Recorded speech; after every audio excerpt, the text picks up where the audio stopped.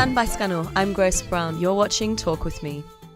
San Baiskano Utsukchite. Hello and welcome to this edition of Talk With Me. I'm Grace Brown. My guest today is Colonel S.Amarsaiхан. He's a senior officer and peacekeeper with the Mongolian Armed Forces. Amar-Saihan has served in the Mongolian army for several decades and in peacekeeping missions around the world. He was a member of the Combined Joint Task Force 7, Operation Iraqi Freedom, in Baghdad from 2003 to 2004. He also took part in NATO's KFOR Kosovo Force operation from 2005 to 2007. Amar-Saihan was most recently a peacekeeper on the UN mission in South Sudan from 2015 to 2016. He holds a Bachelor of Science and Economics from the Military Academy of Mongolia and a Master's of Arts in National Security Affairs from the United States Naval Postgraduate School. The Colonel is also a husband and a father of 3 children.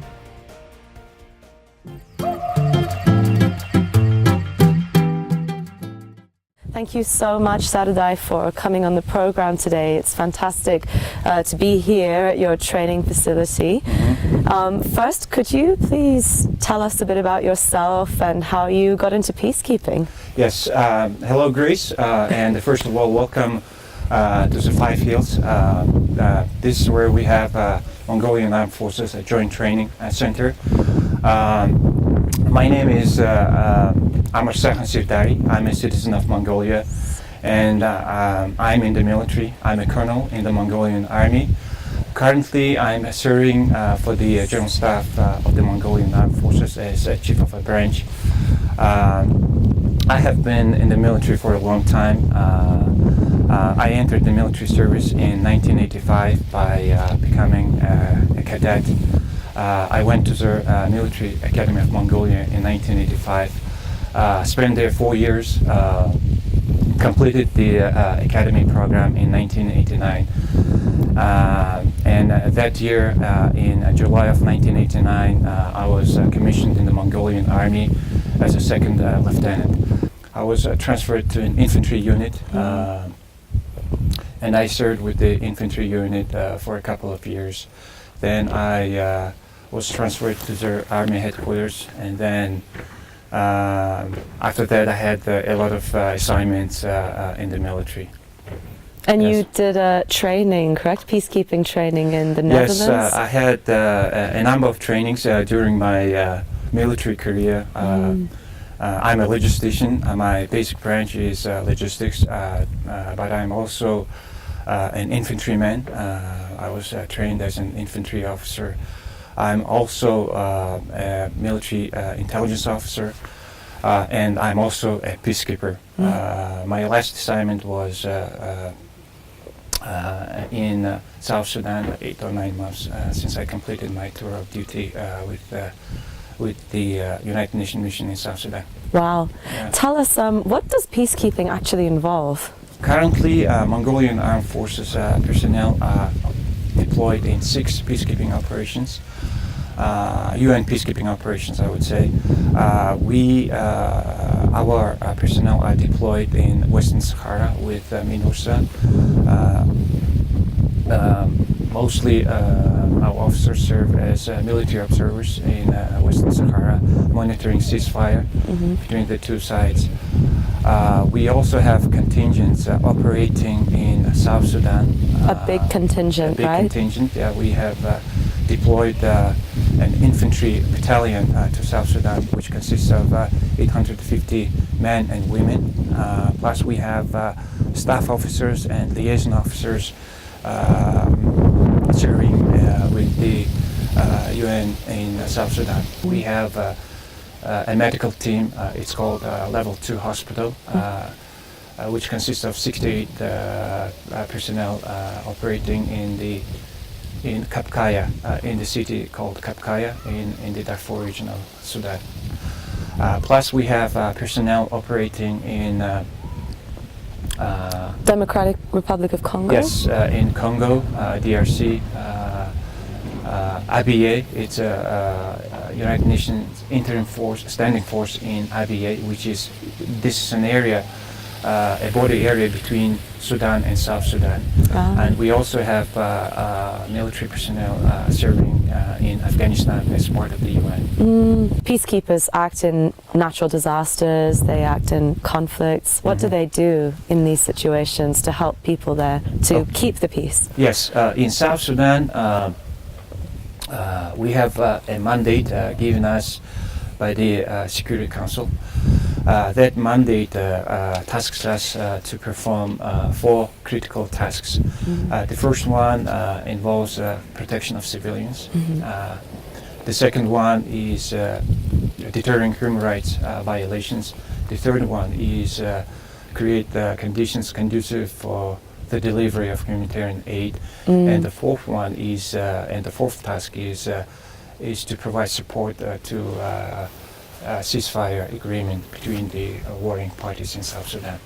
So all our operations are aimed at implementing and executing the Security Council's mandate in South Sudan. That's what we do in South Sudan. And recently your 850 peacekeepers there were awarded a UN Medal of Peace, is that correct? Right, they were awarded UN medals in South Sudan after successful completion of their mission in any UN peacekeeping operations. The UN awards its medal to the military personnel and also to civilian personnel. There was a big rescue in May this year. They prevented the abduction of many villagers, is that correct? And yes, that is prevented sexual exploitation as well. Exactly. So women and that children. Is part of the mandate. Protection of civilians is a broad term, and preventing, sexual abuse and exploitation by the armed groups or government forces is part of that mandate.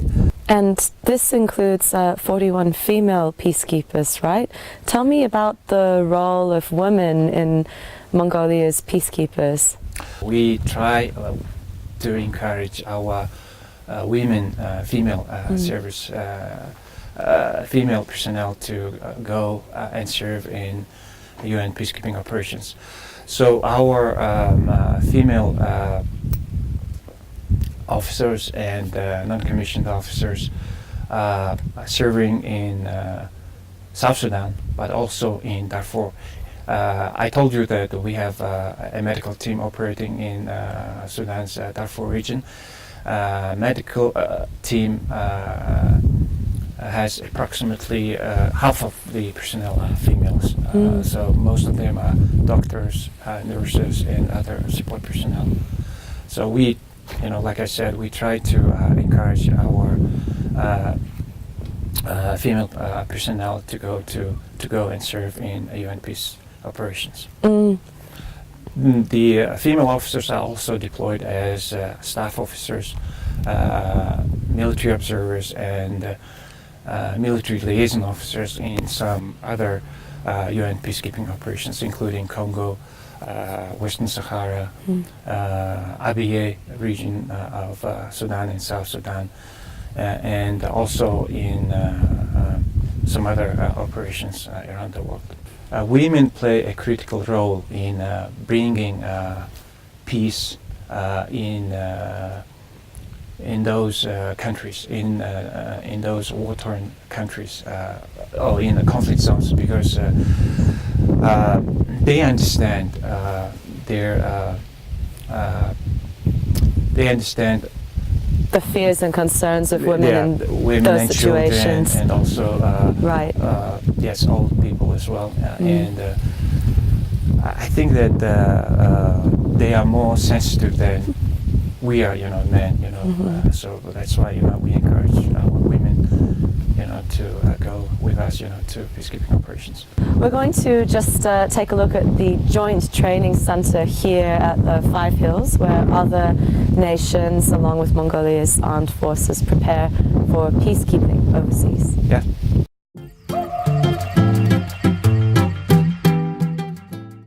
Okay, so we're at the Joint Training Center where peacekeeping exercises take place, including Conquest. Tell us about that. Yes, welcome to the Joint Training Center.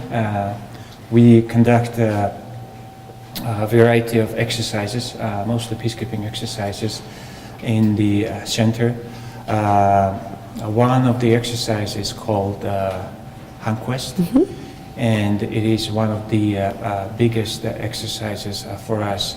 Last year in 2016, approximately 47 nations sent their military personnel to participate in the Conquest. To train here? To train here, and Wow. we had about 2,000 military personnel participating in the Conquest 2016. This year we had personnel from 27 nations, 27 countries participating in the 2016-2017 Conquest exercise. It included Singapore, Canada, People's Republic of China, Japan, Turkey, Germany, Mongolia, of course, the United Kingdom, United States, and it's the Republic US, of Korea, Malaysia, yes, and India and some other countries as well.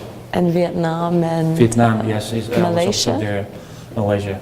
And it's co-hosted by the U.S. Pacific Command. Yes, is that right? the exercise is usually co-hosted by the United States Pacific Command and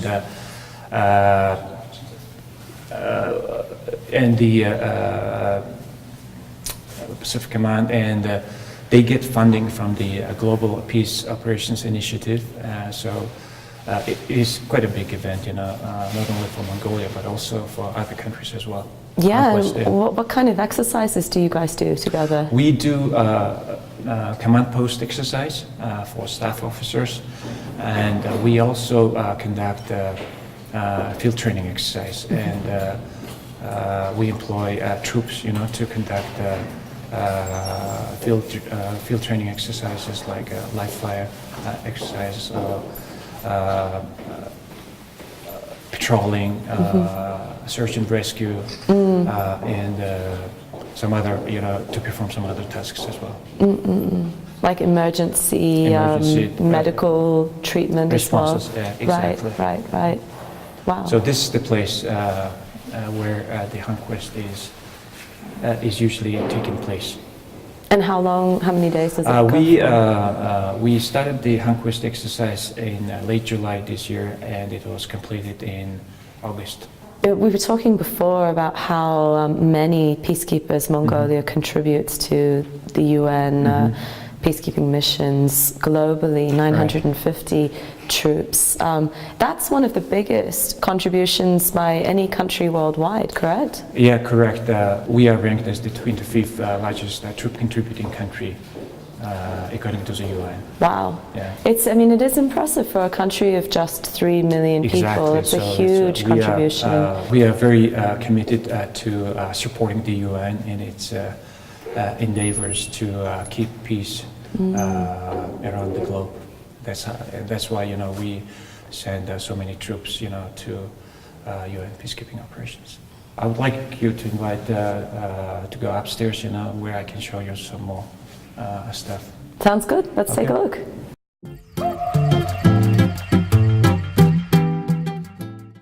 Okay, so we're here in the conference room at the Five Hills Training Center. S.Amarsaihan, you have, however, been in some very risky places, far away from the comforts of such four walls. Tell us about the countries that you've served in. Yes, of course. In 2003, I went to Iraq as a member of the coalition force in the Operation Iraqi Freedom. From 2003 and 2004, I served in Baghdad. And in 2005 and 2007, Mongolian forces took part in NATO's Kosovo force operation, and I planned and executed Mongolia's participation in that operation. I also served in UN peacekeeping operation. I served with United Nations United Nations mission in South Sudan. I went there in 2015, and I came back in December 2016. Wow. And, you know, what is the most dangerous situation that you've found yourself in? I would say Iraq was not a safe place. It was quite risky to stay and serve in that country.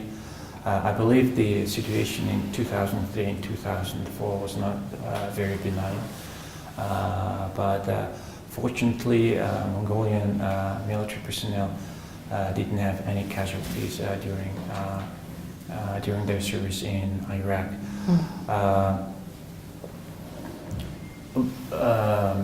The second risky place was South Sudan.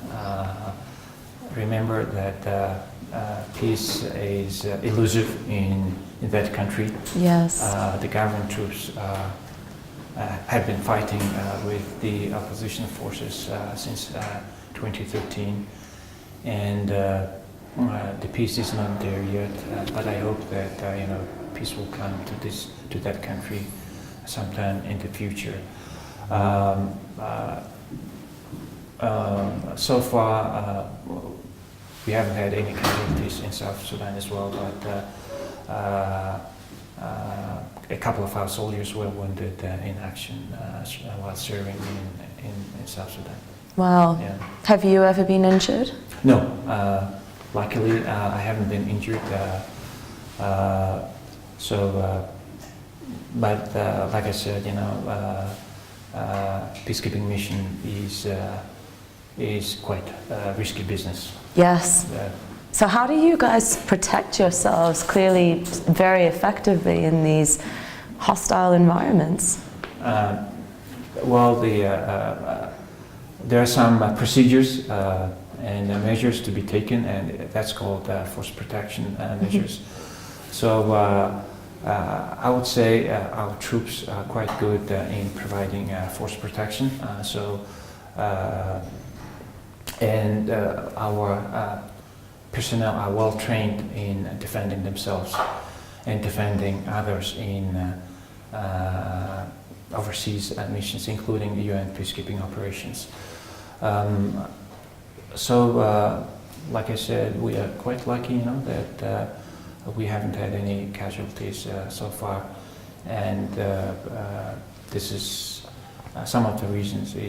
Some of the reasons are that we are well trained, in conducting peacekeeping operations and also in providing force protection. And in those situations, you're working together, peacekeepers from all these different nations. Right. I guess English is the universal language. Yes, English is the operational language, in UN peacekeeping operations. So you have to have a certain knowledge of English to go and serve with the UN. Yes, especially in a crisis or emergency situation, communication is so important.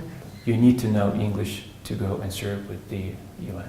Your English is very good, I think. Can I ask, how did you learn such good English? I'm sure many viewers would like to learn as well.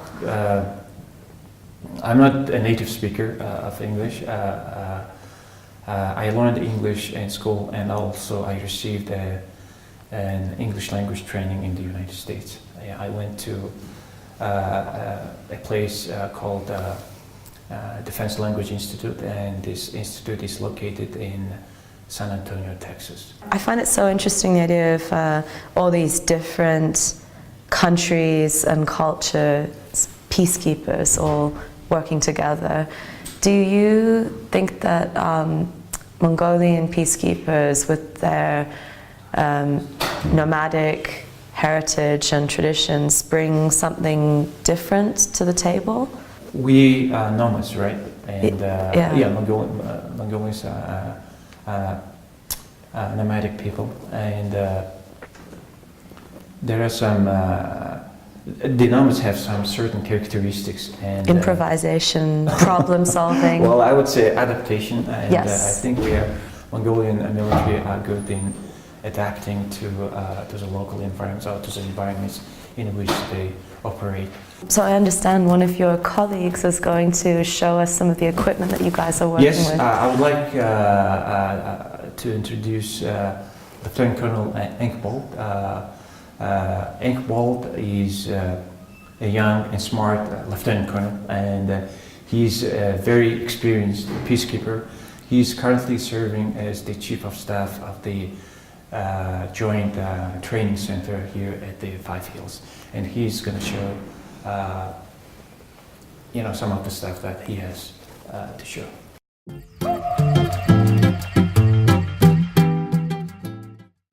Okay, so I understand that we're going to meet with your colleague Renseng Enkbold in a minute, Yes. and he's going to explain a little bit more about the Five Hills Tavan Tolgoi 311 military base. But before we speak with him, tell us about how Mongolia first began participating in international peacekeeping. Mm-hmm. Yes, of course.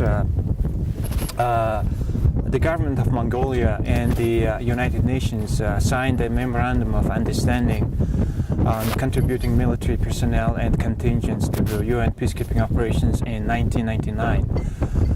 So that memorandum gave Mongolia a legal basis to send its troops to UN peacekeeping operations. In 2002, the government of Mongolia sent its first peacekeepers to Manuk in the Democratic Republic of Congo. We started with only 2 military observers.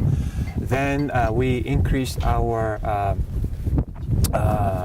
participation in United Nations peacekeeping operations. In 2006, we sent our first contingent to United Nations mission in Liberia.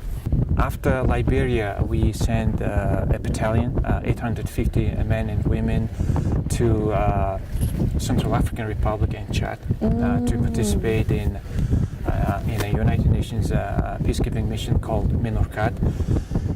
And then we also sent the Level 2 hospital to UNAMID. This is a United Nations and African Union hybrid mission in Darfur. In 2012, we sent another battalion to South Sudan, and they're still there. Wow. That's how our involvement in UN peacekeeping operations started. Began. Yeah, began. Wow, very interesting. Yeah. And in addition to people, you also send equipment, right? Tell me a little bit about some of these it's vehicles. called contingent-owned equipment, and you see these vehicles. They are called armored personnel carriers, BMP-1s, and those are armored personnel carriers. So to a non-military expert like myself, I would call this a tank. This is called Is that it's correct? not it's not a tank. It's an infantry fighting vehicle, and that's the armored personnel carrier. Okay. So BMP-1 and BTRs. We have a couple of them in South Sudan, and we have newest models of BTRs in South Sudan. And what purpose do these each serve? These equipment are primarily used for force protection and protection of civilians. Protect civilians and protect peacekeepers. Protect the UN base and protect the civilians in peacekeeping operations. And also, what about transporting food, or do you do that by airdrops with helicopters? Yes,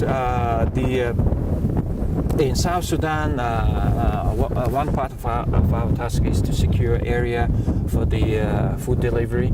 So what we do is we go to a certain area, we secure that area, and then the humanitarian organizations come and drop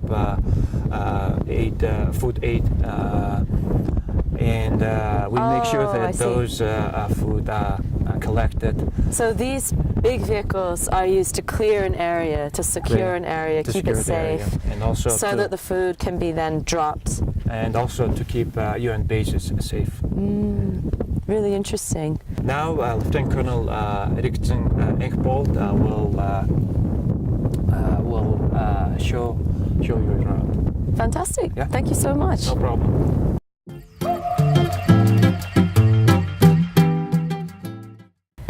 So, Lieutenant Colonel Rensig Engvold, tell us a little bit about this place. Thank you very much. I'm Lieutenant Colonel Engvold. I'm the Chief of Staff, the Joint Training Center.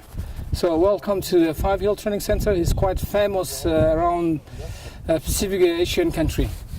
So our Joint Training Center is located 50 kilometers of west side of the city, and we are facilitating to conduct all type of the training. All the units who is located around the city, they come into the Five Hill Training Center. They conducted various types of the training, such as Wi-Fi,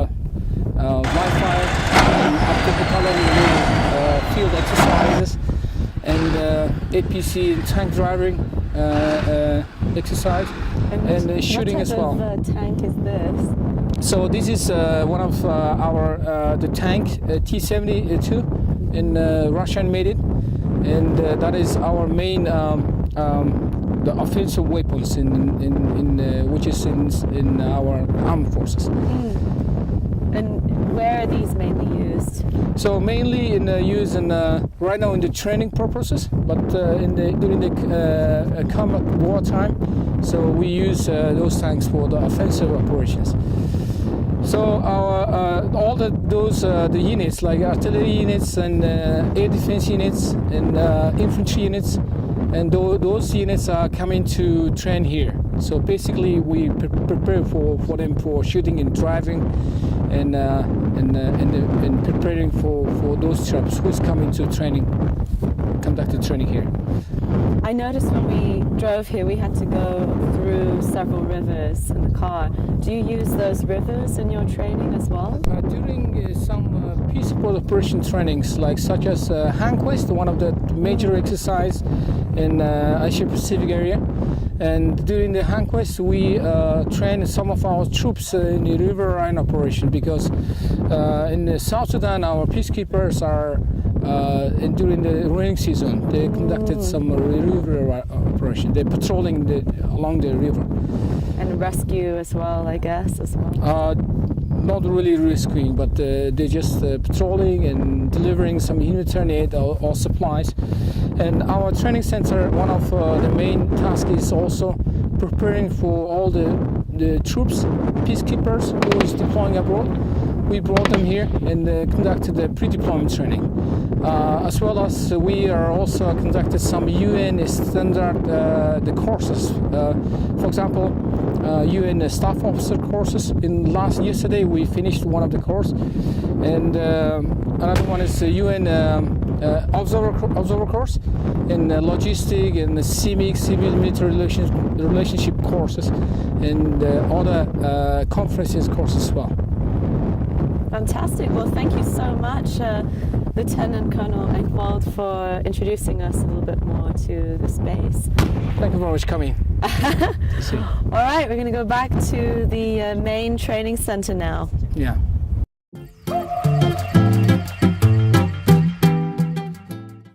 Wow, that was amazing. Thank you so much for arranging that tour. It was incredible. No problem. It has been a pleasure meeting and receiving you here at the Five Hills Training Center. I hope that you had. I hope you enjoyed the place and you enjoyed the visit to our training center. If you can give any advice to other young people who might want to go into peacekeeping, what would that be? Well, come and join the Mongolian Army. It's a great place to have fun. Yeah? That's the advice. Yeah? Yes. And see the world? Yes, the Army will provide you with a number of opportunities to see the world and also to see different places of Mongolia. Thank you. Thank you very much for coming on Talk with me. Yeah. Thank you. That was Colonel S.Amarsaiхан, a senior officer and peacekeeper in the Mongolian Armed Forces. I'm Grace Brown, and thank you very much for joining us on this edition of Talk With Me. You can also stay in touch with us on Facebook. Our page is Talk With Me Star TV Mongolia, as well as on Twitter at Talk With Me. Baitla, baishte.